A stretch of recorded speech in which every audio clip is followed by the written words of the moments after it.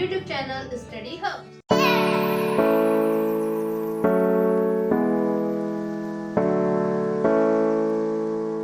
I hope you all are fine. In my previous video, I have discussed about the basic idea of set theory and the basic definition of set. So, in today's lecture, we will discuss about the methods of representation of set, notations regarding the set theory, and power set, subset, superset, universal set, etc. So without wasting any much more time, let's move on to our topic. So now let's talk about the methods of representation. Methods of representation, there are two types of methods of representation. First, the set builder notation या set builder form, और second है roster या tabular form. Let's take an example to understand this. There is set x and x is equals to x such that x is an alphabet और x को उन्हीं alphabets को हमने एक short form में लिखा है और यहाँ पे इसकी प्रॉपर्टी शो की है कि जो एलिमेंट्स इसमें आएंगे वो ही होंगे जो कि एक अल्फाबेट होंगे और उनसे वो पूरा सेट x बनेगा। और यहाँ हमने एक टेबल बना दी है अलग अलग करके ए से जेड तक हमने ए टू जेड सारे लिख दिए हैं, ठीक है। तो ये जो एग्जांपल हुआ, ये एग्जांपल हुआ सेट बिल्डर फॉर्म का, ठीक। सेट बिल्डर फॉर्म में हमने क्या किया, एक इसकी एक प्रॉपर्टी लिखी है और उसके हिसाब से हमने इस पूरा सेट को बना दिया एक प्रॉपर्टी लिख के। और ये प्रॉपर्टी क्या है, जो कि उसमें जितने एलिमेंट्स होंगे उनकी जो कॉमन प्रॉपर्टी है वो यहाँ पे दिखाई जाती है, एक कॉमन प्रॉपर्टी। और टेबुलर फॉर्म में क्या करते हैं, सारे एलिमेंट्स को अलग अलग करके एक टेबल की फॉर्म में लिख देते हैं। और सेट को हमेशा कैसे लिखते हैं, एक कर्ली ब्रेसेस में सारे एलिमेंट्स को बीच में कॉमा लगा के सबको ऐसे लिखते हैं। ये सेट लिखने का तरीका होता है। So and this is a example of roster या टेबुलर फॉर्म और ये सेट बिल्डर फॉर्म का नोटेशन एग्जांपल है। So now let's talk about the notations regarding set theory.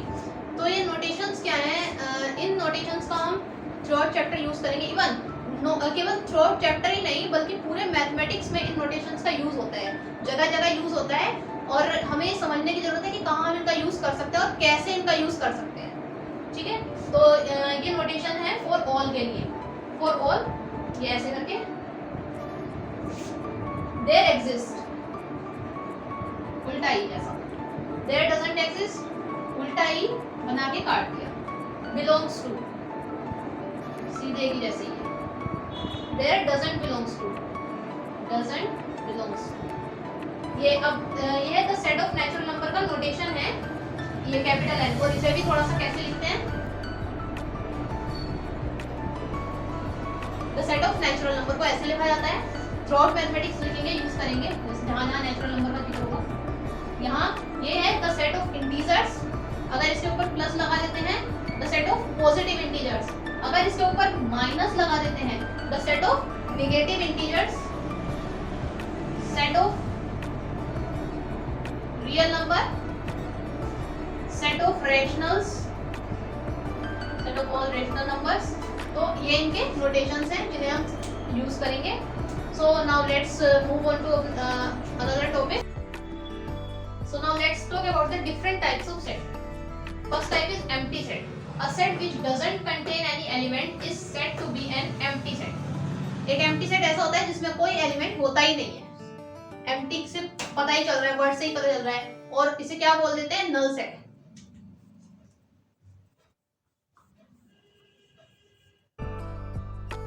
Null set, इसे नल सेट भी बोल देते हैं। और इसका नोटेशन क्या है, इसे डिनोट करते हैं ऐसे या फिर ऐसे।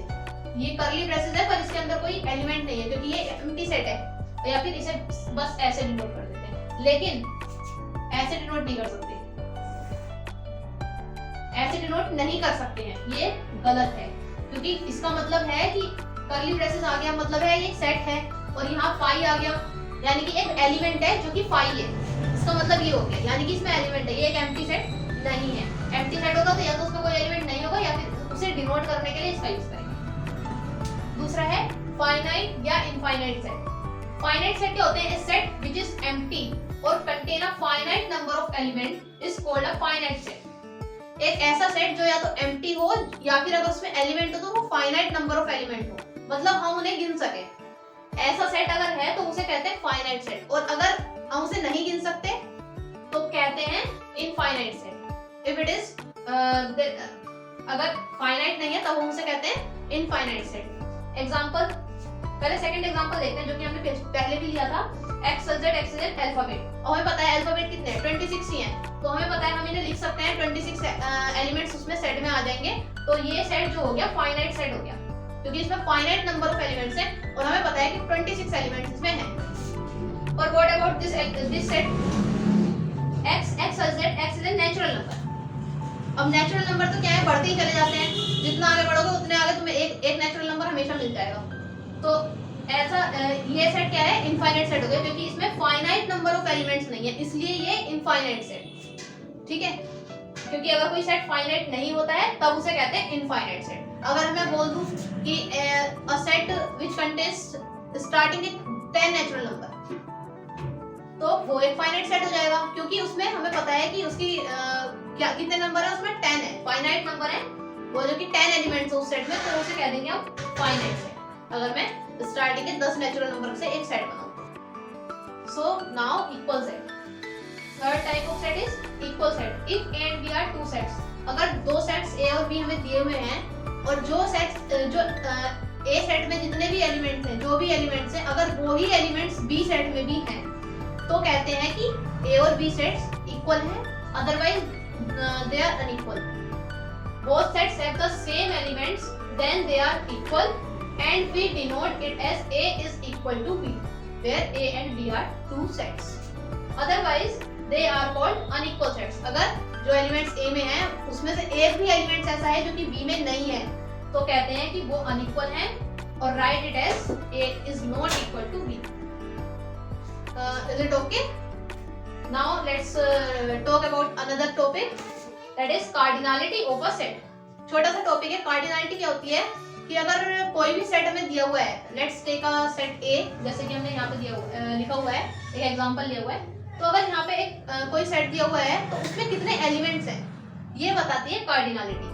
इसको डिनोट करते हैं केवल ऐसे, अगर A सेट है तो उसमें अंदर A लिख देंगे, अगर X एक सेट है तो उसे इसके अंदर लिख देंगे, X एक सेट है, और X की कार्डिनलिटी को ऐसे डिनोट करेंगे। तो यहाँ पे हमने क्या दिया हुआ है कि एक एग्जांपल लिया हुआ है जहाँ पे हमने A सेट लिया हुआ है ये, तो इसकी कार्डिनलिटी क्या होगी, जितने इसमें एलिमेंट है, 5 एलिमेंट्स हैं, तो cardinality of A is equals to 5। ये इसकी वजह से नहीं है 5 कि यहाँ पे 5 है, ये 1 2 3 4 5, ये 5 एलिमेंट्स हैं, so cardinality of A is equal to 5 है। Okay, so now let's talk about another topic. So now let's move on to the most important topic of set theory, that is subset. So इसकी definition पे ध्यान देते हैं, ये बहुत important topic है, इसे बहुत ध्यान से समझने की जरूरत है। इसकी डेफिनेशन क्या बोलती है, let A and B are two sets, then if X belongs to A implies X belongs to B.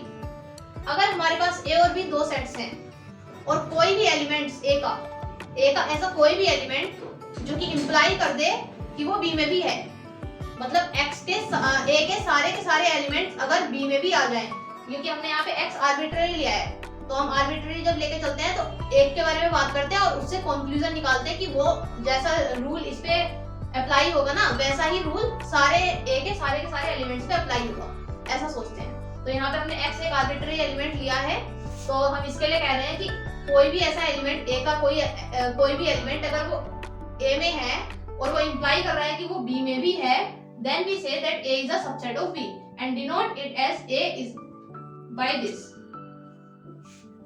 इसे एक डायग्राम की हेल्प से समझते हैं। अगर यहाँ पे एक एलिमेंट X है और ये एक सेट है A और ये सेट है B, ये पूरा सेट B है और ये इसके अंदर A जो है B के अंदर कंटेन है, तो हम कह रहे हैं कि if X belongs to A, अगर X बिलोंग कर रहा है A को, A में है, ये सेट A है, इसमें X है और ये इंप्लाई कर दे रहा है कि X B में भी है, मतलब अगर हमारे पास हमें पता है कि A में है और हमें ये भी पता है कि ये पूरा B में है, तो इससे इंप्लाई हो जा रहा है कि X B में भी है, तब हम इसे कह रहे हैं कि कह सकते हैं कि कहेंगे कि A is a subset of B। अब हम कहेंगे कि A is a subset of B। Okay, so अब हम इसकी दूसरी डेफिनेशन से अलग तरीके से कैसे सोच सकते हैं वो देखेंगे। That A and B are two sets, then if there doesn't exist any X in A, there doesn't exist any X in A such that X doesn't belong to B। इसका क्या मतलब है कि ऐसा A में कोई भी element नहीं है जो कि B में ना हो, मतलब A के सारे एलिमेंट B में भी आएंगे ही आएंगे। We say that A is a subset of B, then we say that A is a subset of B and denote it as, notation तो एक ही रहना है। ओके, तो यहाँ से हमें क्या पता चला कि यहाँ पे हमें ये बोला गया है कि A का कोई भी एलिमेंट ऐसा नहीं है जो कि B में ना हो, यानी कि A के सारे एलिमेंट्स B में भी हैं। और यही तो है कि A के सारे एलिमेंट्स B में भी हैं, तब हम कहते हैं कि A एक सबसेट है B का। ओके, और जब A एक सबसेट होता है B का, तो B एक सुपरसेट होता है A का। यहाँ लिखा हुआ है if A is a subset of B, then we say that B is a superset of A। अगर A एक सबसेट है B का, तो हम कहते हैं कि B एक सुपरसेट है A का। सुपरसेट मतलब बड़ा वाला सेट, यहाँ B सुपरसेट और A छोटा वाला सेट का वो सबसेट। ओके, तो now let's take some examples. So there are some examples of subset. ये A सेट है और ये B सेट है, और हम कह रहे हैं कि then A is a subset of B। कैसे बन गया A एक सबसेट B का? क्योंकि जो सारे के सारे एलिमेंट है A के एलिमेंट्स क्या है, A और B, वो दोनों B में भी आ रहे हैं, B के भी एक एलिमेंट है, इसलिए A एक सबसेट बन गया B का। और जहाँ A एक सबसेट बना B का, वहीं B एक सुपरसेट हो जाएगा A का। ठीक है, तो यहाँ A एक सबसेट है B का और B एक सुपरसेट है A का। ओके, अब हम दूसरा एग्जांपल लेते हैं कि अगर हमारे पास ये तीन एलिमेंट्स है, 1 2 3 कुछ भी हो सकते हैं यहाँ पे, और इसके हमें सारे के सारे सबसेट्स निकालने हैं। तो कैसे निकालते हैं? जितने भी एलिमेंट्स होते हैं किसी भी सेट में, वो अलग अलग लेते हैं, क्योंकि सबसेट खुद में एक सेट होता है, इसलिए उसे भी एक कर्ली ब्रेसेस में लिखा जाता है। ओके, और फिर इसके पेयर बना के लिखते हैं। अगर तीन आ रहे हैं, टपल्स आ रहे हैं, तो टपल में भी लिखते हैं। और फाई जो होता है वो हमेशा एक सबसेट होता ही है एक सेट का, हर एक सेट का एक सबसेट फाई तो होता ही होता है, इसलिए ऐसा सेट कभी नहीं हो सकता जिसका कोई सबसेट ना हो, क्योंकि एक फाई एक सबसेट तो हमेशा होता ही है हर एक सेट का। सो गाइस, आज यहीं तक रखते हैं। इसमें हमारे दो टॉपिक बचे हुए हैं, power set and universal set, और कुछ एक दो इलस्ट्रेशन जो मैं अगली क्लास में कराऊंगी। और सॉरी, इस बार वीडियो काफी लेट आई है, आगे से इस चीज का ध्यान रखा जाएगा। एंड आई होप कि आपको ये सब चीजें जो मैंने आज डिस्कस की हैं ये समझ आ गई होंगी, और अगर कुछ समझ नहीं आया है तो उसे कमेंट बॉक्स में डाल दें, उसे अगली क्लास में हम डिस्कस कर लेंगे। Bye guys.